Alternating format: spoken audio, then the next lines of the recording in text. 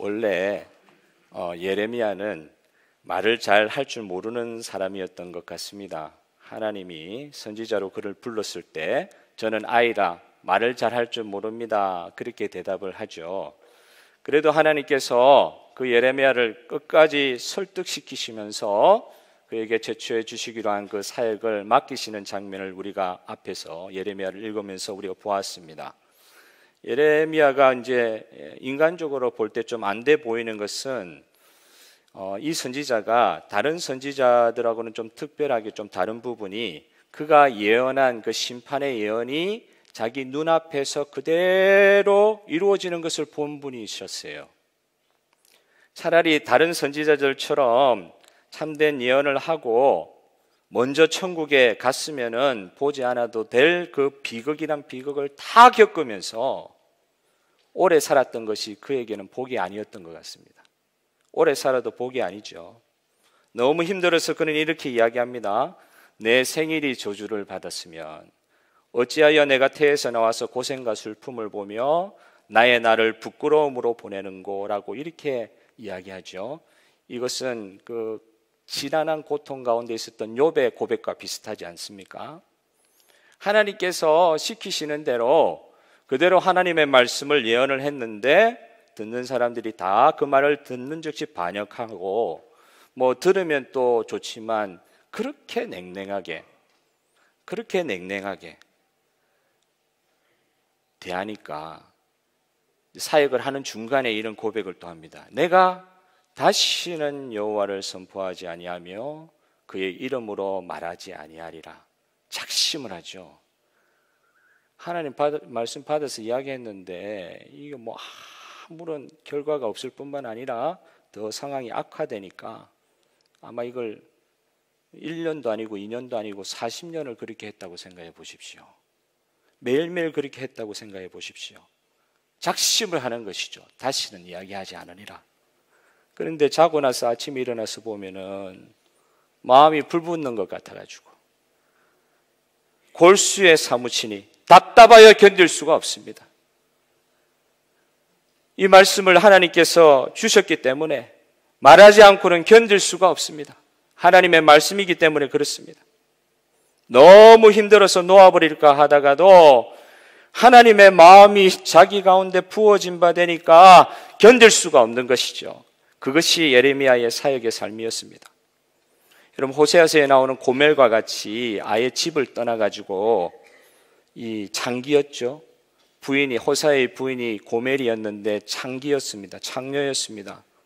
집을 아예 도망 나가가지고 다른 남자 사이에서 아이를 낳아와도 호세아가 어떻게 했습니까? 돈을 주고 그 도망간 아내를 다시 데리고 와서 집에 들이고 그 여자만 드릴 뿐만 아니라 부정하여 태어난 그 아기들조차도 자기 집으로 받아들이는 호세아와 같은 그런 선지자도 있었죠.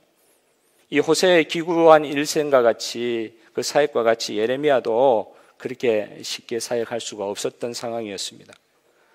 약속을 깨어버린 이 고멜과 같이 결혼의 관계에 있었는데 약속을 깨어버리고 그 약속을 깨어버린 이스라엘 백성들에게 하나님의 말씀을 제대로 전하는 예레미야에게 오히려 미쳤다는 소리를 하면서 어떨 때는 죽음의 협박까지 하면서 그 일을 못하게 할 때 그런데도 예레미야는 하나님께서 맡겨주신 사역을 계속해야 됐던 것입니다.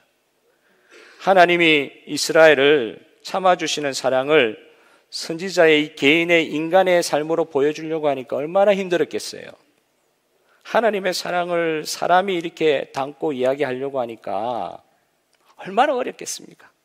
사람이 한계가 있는데 40년을 그렇게 선지자로 살았습니다. 그 앞에 장에도 나오지만 먼저 예레미야와 같은 예언을 하고는 처형을 당한 우리아와 같은 선지자가 오히려 예레미야가 부러워했을 것 같아요. 정말 어려운 사역이기 때문에 눈물 마를 날이 없었기 때문에 그에게 어떻게 좋은 날이 있었겠습니까?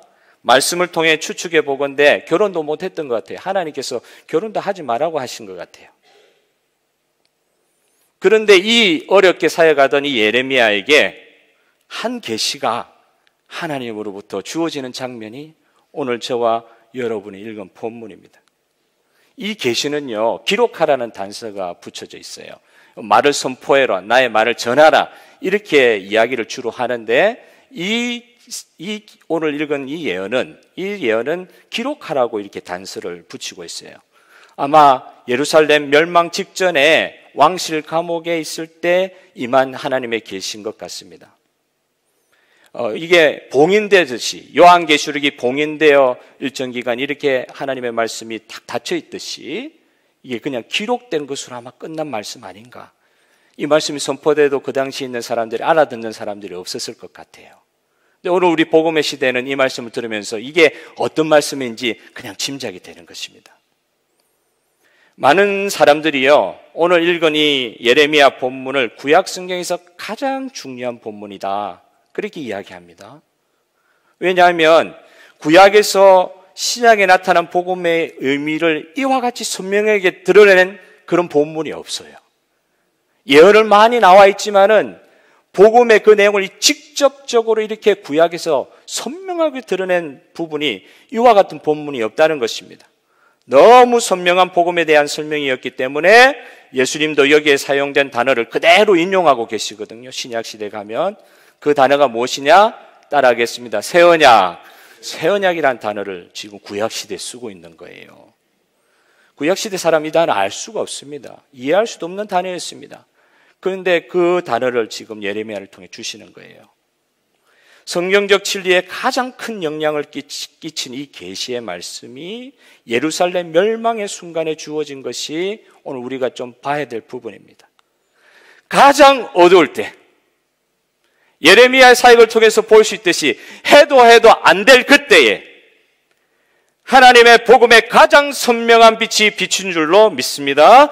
예레미야에게 40년 동안 가장 슬픈 선지자의 삶을 살면서도 정말 괴로운 사역의 짐이 있었지만 그의 마지막 사역의 순간에 가장 선명한 하나님의 복음 선포를 선물로 주신 것입니다. 하나님이 맡기신 일이 어렵잖아요. 하나님 맡기신 일이 힘이 들지 않습니까? 어떨 때는 소망이 없어 보일 때도 있습니다. 이것은 분명히 하나님께서 원해서 하는 일인데 이해하기가 힘들 정도로 어려울 때가 있지 않습니까? 여러분 오늘 꼭 기억하시기를 바랍니다. 하나님의 영광의 복음의 빛이 비치기 전에 가장 어두운 법임을 여러분 믿으시기를 바랍니다. 가장 어두울 때 복음의 영광이 임하는 거예요. 내가 한 일이 아니 돼야 되기 때문에, 이건 온전히 하나님이 하신 일이어야 되기 때문에 하나님의 영광의 역사는 보통 보면 가장 어둡고 난 뒤에 일어나는 경우가 많이 있습니다. 오늘 이 본문이 그걸 드러내고 있습니다. 오늘 본문 32절의 말씀을 한번 다 같이 한번 보겠습니다. 다 같이 읽겠습니다. 시작. 내가 그들의 남편이 되었어도 그들이 내 언약을 깨뜨렸습니다. 이런 표현 우리가 구약에서 자주 본 표현이었지만 오늘 예레미야가 이 표현을 할 때 하나님이 이스라엘 백성의 남편이다 이런 말씀을 하고 계세요. 하나님과 이스라엘 백성이 결혼을 해가지고 하나님이 신랑이 되시고 이스라엘이 신부가 되었는데 어떤 상황이 벌어집니까? 이스라엘이 부정을 행하여 결혼 언약을 깨뜨렸다. 그 말씀을 지금 하고 계신 거예요. 이 말은 이스라엘이 우상 숭배함으로 남편이신 하나님을 버리고 딴 남편 찾아서 떠나버렸다. 딴 남편 찾아서 가버렸어요. 이 말은 결혼은 실패됐단 말입니다. 결혼 생활 유지가 안 돼요. 아무리 언약하면 뭐합니까? 실제로 그 언약의 내용이 다 깨어져 버렸는데 이 옛 언약, 모세와 그 시내산에서 맺은 그 옛 언약의 모든 조문이 그냥 이스라엘 백성이 우상 숭배함으로 다 깨어져 버렸다는 거예요. 결혼한 당사자가 둘이 있는데 한쪽 편이 부정함으로 말미암아 결혼한 그 언약이 완전히 깨어져 버렸다. 그러니까 이 부정을 행한 잘못한 입장에서는 결혼 생활 계속 할 수 있다고 말 못하죠. 귀책 사유가 있는 사람이 내가 권리를 주장 못하는 것입니다. 너가 잘못했기 때문에, 너 잘못한 것 때문에 내가 결혼 생활 이제 유지하지 않겠다 해도 할 말 없는 것입니다. 계속해서 언약을 파기하는 일이 있음에도 불구하고 결혼 생활이 유지되는 것은요, 피해를 당하는 쪽에서의 선의가 있기 때문에 결혼 생활이 그나마 유지가 되는 것이지, 남편이나 아내가 바람을 피워도 결혼 생활을 유지할 수 있는 유일한 이유는 피해를 받은 상대방이 참아주기 때문에 유지가 되잖아요. 근데 우리 사실 잘 생각해 보면 상대방이 약속을 깰 때는 그냥 법대로 하고 그냥 끊어버리면 되는 거예요. 너가 잘못했으니까 나는 여기까지. 계약을 그렇게 했기 때문에, 결혼할 때 그렇게 맹세했기 때문에 다른 남자한테 가면은 그건 끊어야죠. 그런데 하나님이 인간과 관계를 끊어버리시는 것, 이것은 좀 심한 말로 하면 인간 보고, 이 제약 가운데 있는 인간 보고는 죽으라는 말이거든요. 네가 잘못했으니까, 네가 계약을 파괴했으니까 이제는 남남하자. 그 말은 우리 보고 죽으라는 말씀입니다. 하나님과의 관계가 끊어진다는 말은 버림받는다는 뜻인데, 여러분, 하나님으로부터 버림받으면 우리는 죽습니다. 하나님이 저와 여러분을 끝까지 붙드는 은혜를 우리가 붙들기를 소망합니다. 버림받으면 우린 죽는 거예요. 살아있는 것 같으나 산 것이 아닙니다. 하나님과 관계가 없으면 죽는 것입니다. 은혜가 무엇입니까, 여러분? 그냥 놓아두면 죽을 사람을 끌어당겨 붙드는 손과 같은 것입니다.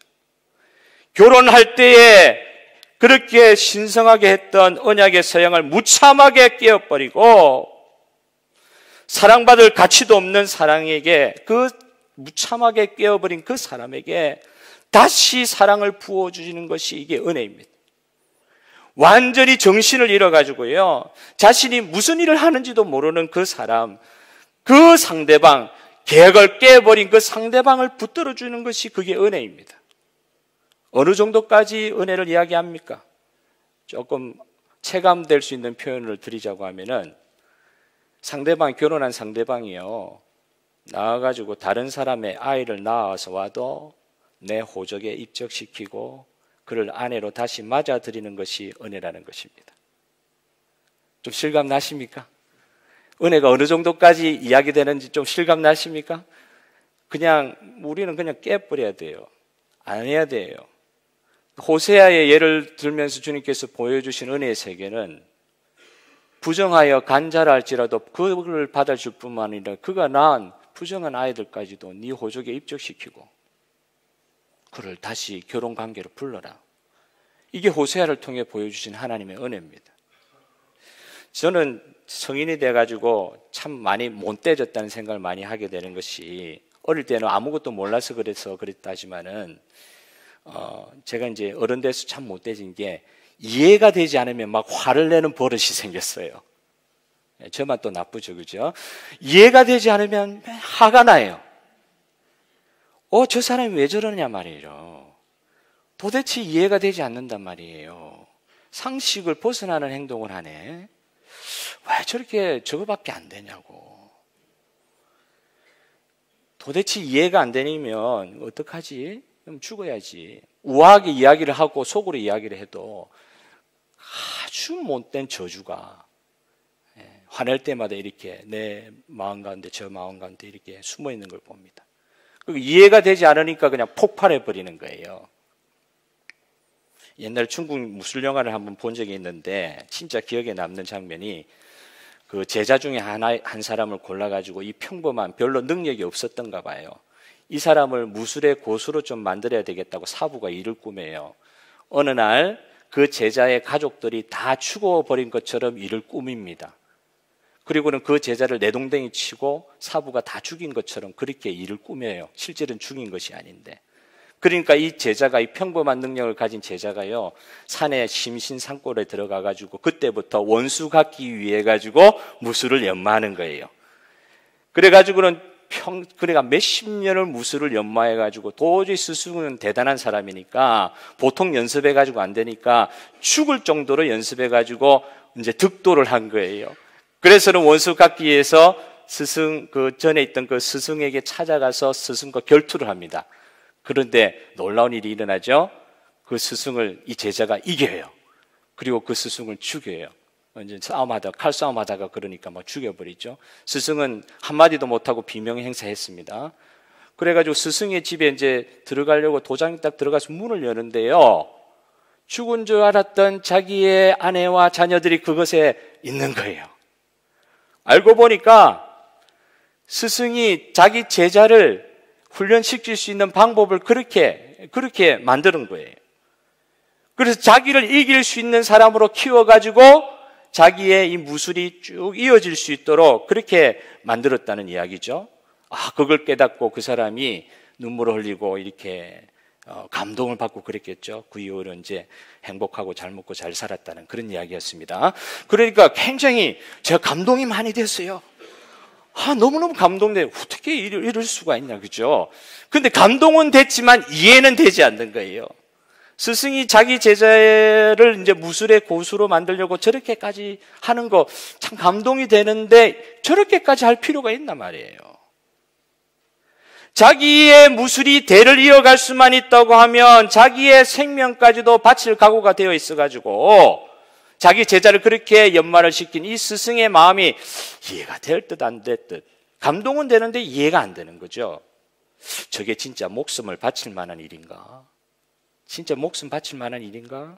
이해가 될 듯 하면서도 안 되는 거예요. 저 방법밖에는 없었을까? 이런 생각을 하면서 이거 사실 이해하기 어려운 부분이 있을 정도의 헌신이고 사랑이고 그런 것 같은데 이런 것도 이해가 되지 않는데 십자가에서 보여주신 하나님의 사랑을 우리가 지금 제가 이해를 하고 있는가 하는 개인적인 질문을 던지는 것입니다. 이해가 안 되는 거는 모르는 거예요. 마음의 생각이 이해가 되지 않는 건 이거는 묵상이 안 되는 거예요. 깊이 마음속 깊은 그곳까지 내려가지 않는 거예요. 하나님의 사랑과 은혜는 받을 가치도 없는 사람에게 무조건적으로 퍼부어 주시는 하나님의 은혜이셨습니다. 죄인 되어 있을 때에 우리가 이제 조건이 되었을 때 그때 은혜를 부어 주시는 게 아니라 아무런 은혜 받을 조건이 안 되어 있을 그때에 부어 주신 것이 하나님의 은혜다. 준비되었을 때 주는 것이 은혜가 아닙니다. 하나님의 은혜는 우리가 준비가 안 됐을 때 받은 것입니다. 가끔 신앙생활하면서 우리가 성도님들 저 자신을 포함해서 가끔씩 볼 때 우리가 뭐 된 것처럼 생각하고 하나님의 은혜를 받았다고 이야기하는데 하나님의 은혜는 우리가 준비되지 않을 때 주어지신 거예요. 내가 은혜 받을 만한 만큼 준비가 됐을 때 은혜가 떨어진 것이 아니라 우리가 죄인 되었을 때 주어진 것이 하나님의 은혜입니다. 우상에게 가가지고 우상과 부정한 관계를 맺어가지고 우상의 아이까지 낳은 그 사람을 하나님께서 받아주신다는 거예요. 그냥 법대로 하여버리시지 저런 것을 왜 받아주시냐 말이에요. 저 사부는요, 그 무술 사부는요, 가능성이라도 있는 놈을 불러가지고 사람 만들려고 하는 조금은 이유라도 있었잖아요. 그런데 하나님께서는 우리가 죄인 되었을 때 실제로 죽어주신 줄 믿습니다. 이게 십자가입니다. 그런데 이걸 우리가 이해를 잘 못하는 거예요. 그 전에 언약의 관계, 결혼의 관계를 무참하게 깨어버린 백성들, 그냥 놔두실 수 있는데 이게 이제 뒤에 결과적으로 보니까 하나님께서 그리 은혜 베풀어 주셨다 그러니까 그런 것 같죠. 우리는 신약 시대 그렇게 삽니다. 너무 은혜가 풍성하기 때문에. 그런데 이게 생각해 보십시오. 무참하게 부정한 관계를 통해 깨어버린 그 언약의 관계, 결혼의 관계는요, 깨어버린 사람은 도저히 회복할 길이 없는 거예요. 이거는 인간이 하고 싶어도 못하는 것입니다. 하나님께서 먼저 손을 내밀지 않으시면은 가망이 없는 거예요. 이미 유혹에 빠진 사람은요, 죄책감 때문이라도 더 집에 돌아오기가 힘든 것이죠. 못 돌아옵니다. 이미 갈 때까지 간 사람은 스스로 돌아올 수 있는 능력이 없습니다. 그래서 하나님이 하나님 편에서 일을 시작하지 않으시면 안 되는 상황이 됐다는 거예요. 저와 여러분이 구원받기 전에 상황이 그랬다는 겁니다. 우리가 뭘 해가지고 구원받을 수 있는 상황이 아니었어요. 아예 소망이 없었어요. 우리 편에서는 우리가 하나님과 관계를 깨버린 상황에서는 우리가 할 수 있는 것이 아무것도 없었어요. 하나님께서 무조건적으로 우리에게 먼저 다가오신 줄 믿습니다. 여러분 그 말씀 한번 읽어봅시다. 33절 말씀을 읽어보겠습니다. 다 같이 하나님 말씀을 읽어봅시다. 33절 시작. 그들의 마음에 기록하여 나는 그들의 하나님이 되고 그들은 내 백성이 될 것이라. 어떻게 하나님께서 새롭게 관계를 회복해 주십니까? 이 하나님 편에서부터 시작하셔가지고 이제 새 언약을 주시겠다고 하시면서 이 언약의 특징은 이제는 돌비, 딱딱하여 부서질 것 같지 않은 아주 튼튼한 돌비에 세워놓으면 그 언약이 다 지켜질 것 같았는데 아니라는 거죠. 단단한 돌에 새기면 뭐합니까? 사람이 마음으로 범죄하고 하나님 우상 숭배하고 아무리 단단한 돌에 새기면 뭐합니까? 하나님이 주신 그 계약이라 할지라도 무참하게 깨버릴 수 있는 인간의 이 죄악성이 있잖아요. 하나님께서 스스로 관계 회복의 방법을 만들지 않으면 안 되는 거예요. 그래서 하나님께서 새 언약을 주실 때 하나님께서 방법을 생각하셨어요. 이제는 더 이상 인간이 깰 수 없는 방법으로 내가 언약을 시작하겠다. 이게 새 언약입니다. 돌은 아무리 단단해도 깨어버리고 사람이 깨어버리면 언약이 그냥 깨어버리고 관계가 다 단절되어 버리는데 아니다. 이제는 첫 언약과 같이 돌에 내가 새겨가지고 주지 않겠다. 이제는 성도들의 마음, 하나님의 백성들의 마음판의 신비에다가 내가 언약을 새겨놓겠다. 하나님께서 스스로 방법을 찾으신 거예요. 사람의 연약함을 알고 더 이상 인간들이 깰 수 없는 방법으로 하나님께서 새로운 언약을 쓰셨습니다. 오늘 그 언약이 예수 그리스도로 말미암아 저와 여러분의 마음판에 새겨준 줄 이 자리에 앉아있는 모든 성도님들은 아멘으로 고백하시기 바랍니다. 계약이 이제 돌에 눈에 보이는 돌에는 안 새겨졌다고 이게 눈에 없는 게 아니에요. 그게 언약의 내용이 약화된 게 아니에요. 하나님께서 진짜 깨어질 수 없는 방법으로 이제 언약을 만든 게 새 언약이란 말입니다. 계속 한번 읽어보겠습니다. 34절 말씀을 다 같이 한번 읽어보겠습니다. 화면을 보여주십시오. 시작. 너는 여호와를 알라 하지 아니하리니 이는 작은 자로부터 큰 자까지 다 나를 알기 때문이라. 이제 옛 언약과 다르게 하겠다는 거예요.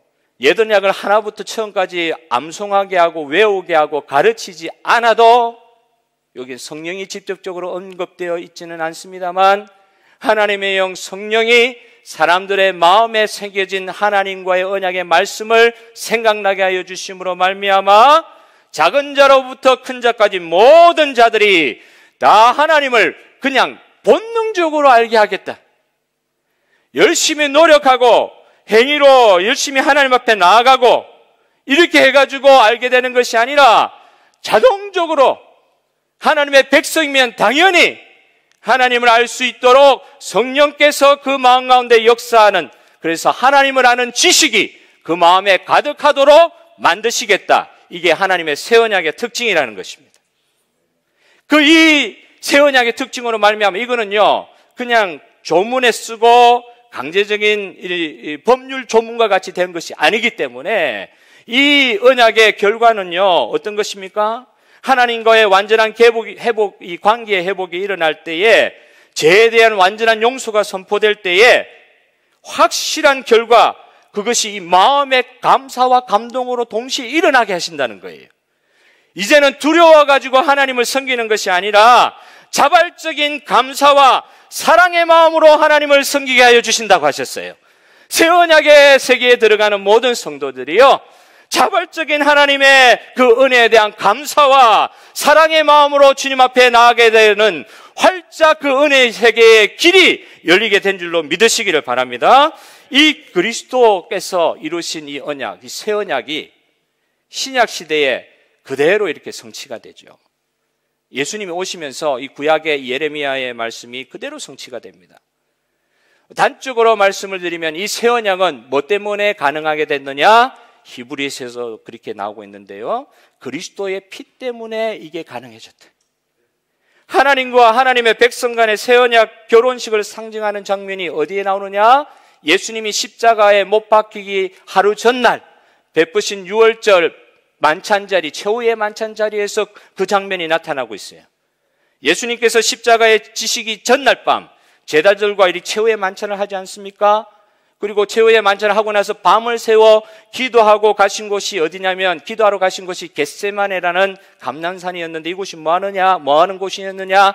감람산이라고 해서 그 올리브 열매들을 맺는 그 나무들이 가득한 동산이었는데, 그 동산의 중앙에 뭐가 있느냐? 올리브의 그 즙을 짜는 틀들이 있는 거예요. 예수님께서 겟세마네에서 십자가에 못 박히시기 전 바로 전날 그렇게 기도하실 때에 올리브 그 열매들이 짜여져 가지고 기름으로 변하는 그 즙틀에서 짜여지듯이 예수님께서 피와 같이 땀을 흘리시면서, 피를 흘리시면서 기도한 곳이 겟세마네잖아요. 이 옛 언약이라고 하는 것은, 그 전에 모세로부터 온 이 옛 언약이라는 것은 유월절로 지켜졌다고 하면, 새 언약을 기념하는 이 절기는 주님께서 이 겟세마네 동산에 가시기 전에 베풀어 주신 이 유월절의 만찬 성찬식으로 변화되었습니다. 십자가에 못 박히기 전날 예수님은요, 그렇게 겟세마네에서 기도함과 동시에 새로운 언약의 예식을 진행을 하셨어요. 한번 상황을 잘 보십시오. 그렇게 마지막에 최후의 만찬의 말씀을 이렇게 나누는 가운데서도 그 말씀을 듣고 있는 제자들이 어떤 상황에 있는 사람들이냐? 지금 이렇게 말씀을 나누고 있지만 몇 시간 후에는 다 배반하여 도망갈 것이고, 3년 동안 그들을 데리고 다녔다 할지라도 주님의 마음을 아는 사람은 한 사람도 없고, 눈꼽만 치라도 주님의 마음을, 그 속마음을 아는 사람이 하나도 없었고, 최후의 만찬의 자리에까지 가서라도 엉뚱한 소리야, 누가 더 크니, 이런 이야기하고요. 아무 가망이 없는 거예요.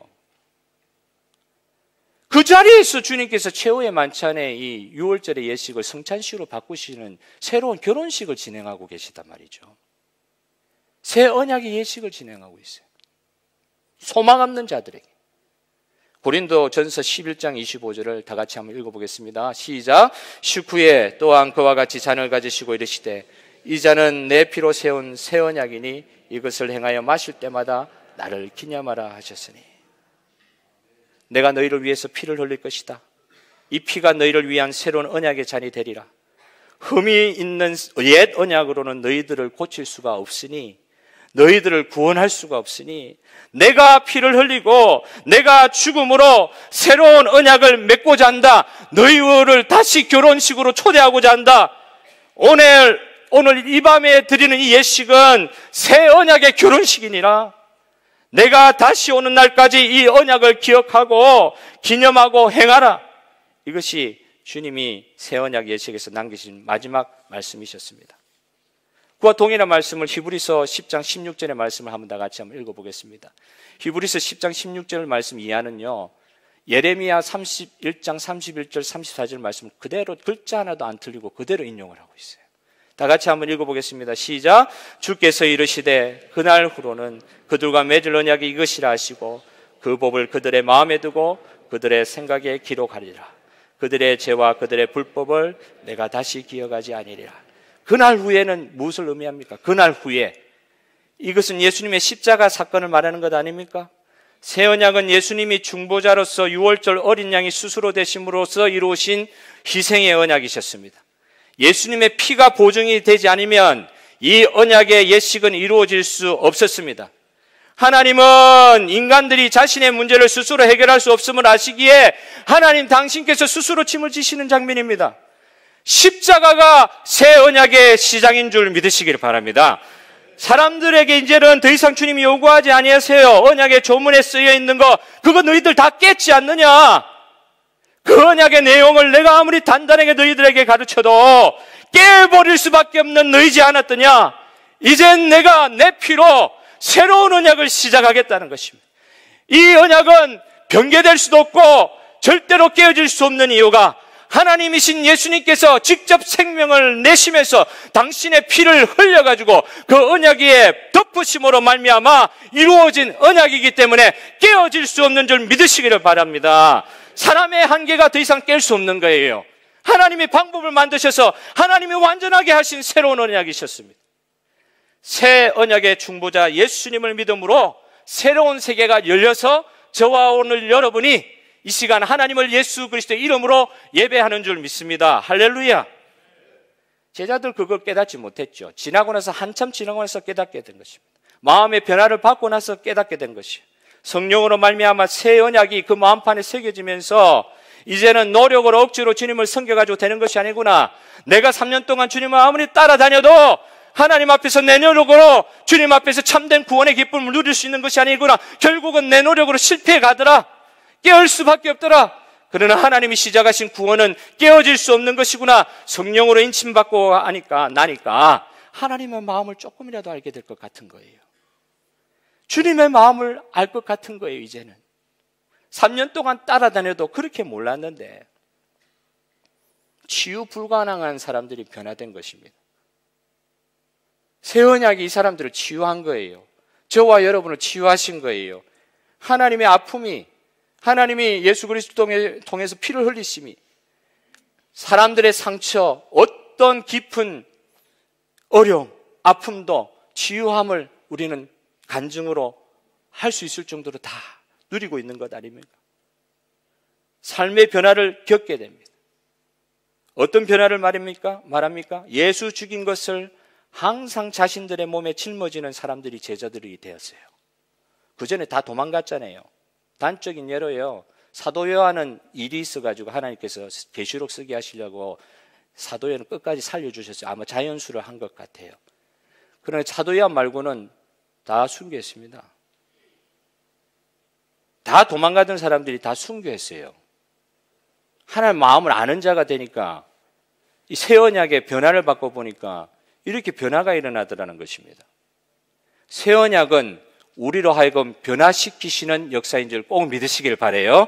그냥 돌비에 세워서 읽는 조문의 언약이 아니고 우리의 마음의 변화를 일으키시는 언약입니다.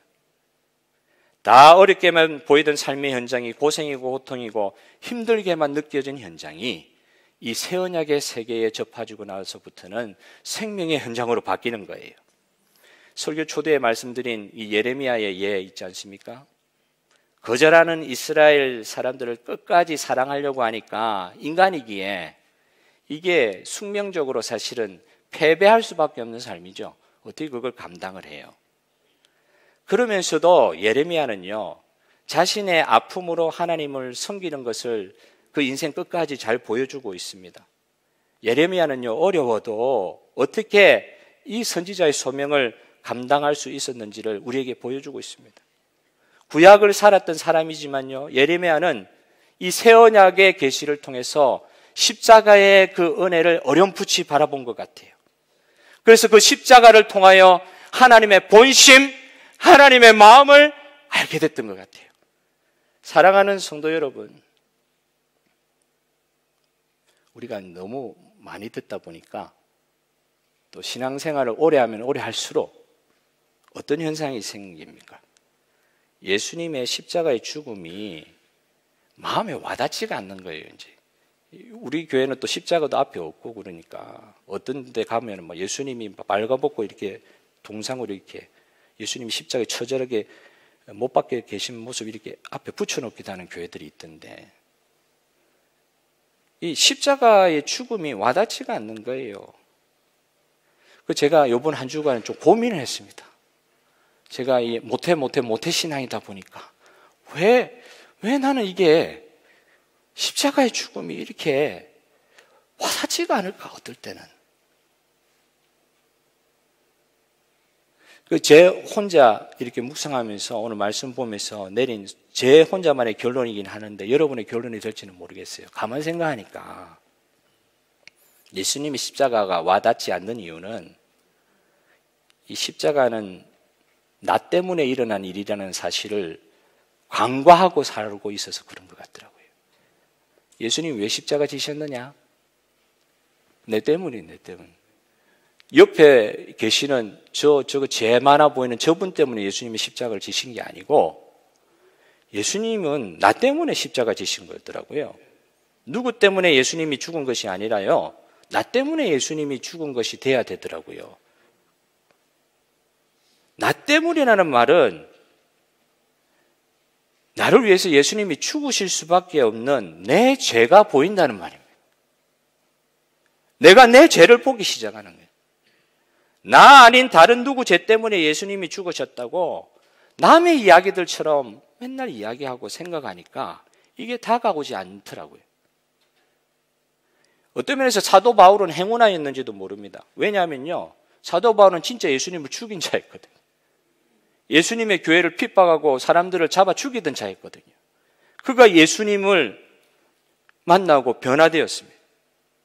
그러니까 사도 바울 같은 사람은 극적일 수밖에 없는 거예요. 내가 예수님을 죽이려고 하던 사람, 죄 많은 인간, 그 예수님이 나를 위해서 십자가에 못 박혀 돌아가셨다. 그 사실이 더 확실하게 보였다는 거예요.